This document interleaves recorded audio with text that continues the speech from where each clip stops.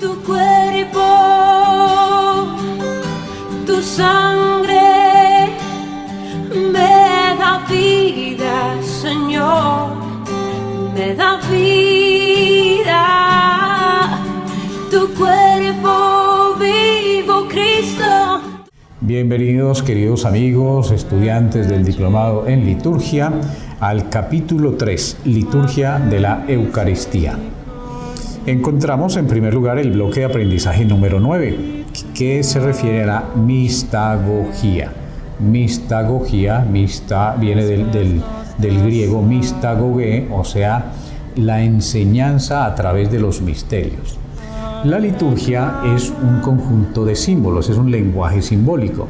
Y entonces hablar de mistagogía en la Eucaristía tiene que ver con el tema de explicar esos gestos misteriosos o el significado de los gestos que conforman la celebración eucarística. Entonces por eso se habla primero ritos iniciales, luego liturgia de la palabra y luego liturgia de la Eucaristía. Esos ritos en sí mismos, los gestos, las palabras, el origen de cada gesto, el sentido y la ubicación de cada uno de estos gestos. Y qué bueno que ustedes como laicos vayan profundizando para que disfruten, valoren y vivan cada vez mejor la Santa Misa. En el bloque de aprendizaje número 10 encuentran teología litúrgica en la celebración de la Eucaristía. Teología litúrgica. A ver, ya dijimos que hay mistagogía, que es la forma antigua, era como la catequesis. Antiguamente las primeras formas de catequesis eran la catequesis mistagógica, o sea, explicar esos gestos y esas palabras que se realizaban en la liturgia, como una forma catequética. Aquí, el siguiente bloque es la teología litúrgica, o sea, la elaboración teológica, el razonar, ¿no? Aquello de creer para entender y entender para creer, que es el fundamento de la teología.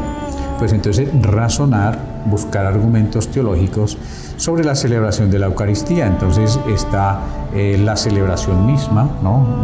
Teología litúrgica sobre la celebración, el tema de la Pascua, que es el motivo. Al fin y al cabo la Santa Misa fue instituida en la noche de Pascua, fue una transformación, una cristianización de la fiesta litúrgica judía de la Pascua. Entonces Cristo la transforma, la hace nueva y la hace eterna y permanente. La teología sobre el tema de memorial, ¿no? Memorial no es simplemente recordar y hacer memoria de algún hecho pasado, sino que cuando empieza a celebrarse litúrgicamente, empieza a revivirse ese memorial, o sea, Cristo ahí en ese momento está entregando su vida, por eso es el valor de cada misa. Cristo está entregando su vida en ese momento, no es una simbología o un mero recuerdo. Entonces el tema de memorial es clave para entender la Santa Misa. Y luego la participación y la vida cristiana. Entonces los que están presentes, viendo qué está sucediendo, entendiendo, aceptando por la fe que está sucediendo, pues ese misterio de Cristo que se ofrece en el Calvario cada vez que sucede, que se celebra la Santa Misa. Entonces, ¿cómo participan los fieles? ¿Qué actitud, qué papel, qué hacen los fieles? ¿Cómo deben actuar en esa celebración? No son meros espectadores de un espectáculo maravilloso o de pronto aburrido si no se sabe y si no se comprende todo lo que contiene. Entonces los laicos no son meros espectadores de ese hecho, sino que participan realmente y hacen parte viva de lo que está sucediendo en cada Santa Misa.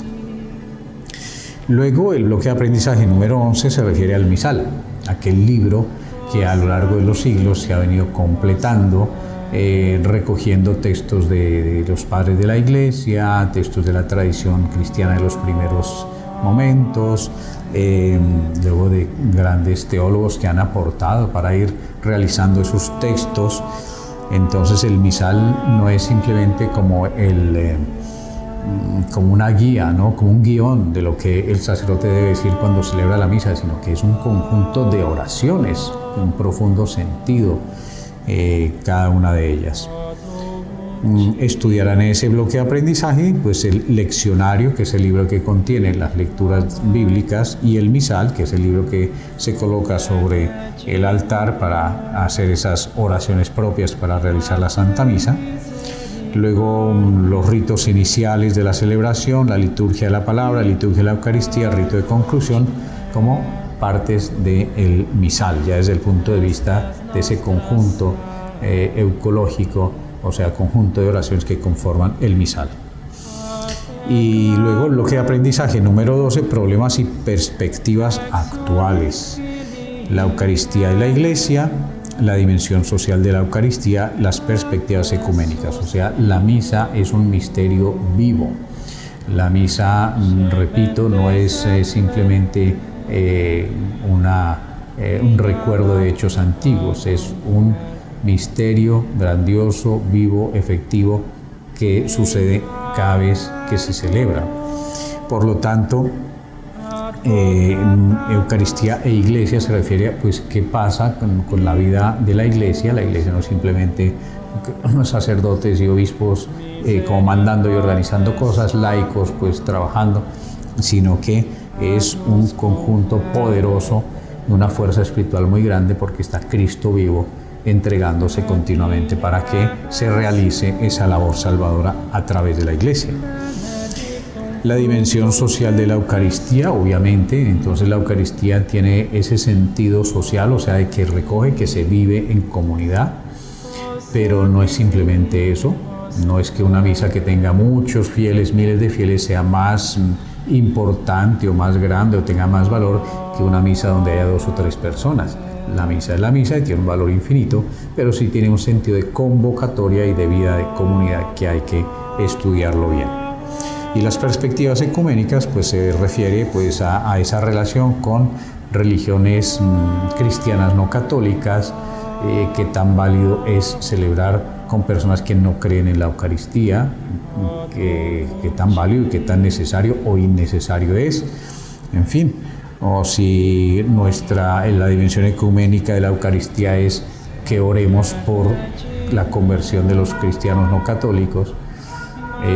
Bueno, hay toda una normativa que el Concilio Vaticano II nos ha dejado en sus documentos sobre el trato con comunidades cristianas no católicas y la celebración de los sacramentos, entre ellos en primer lugar la Eucaristía. Así que los invito a que disfruten y aprendan mucho de este capítulo 3, Liturgia de la Eucaristía.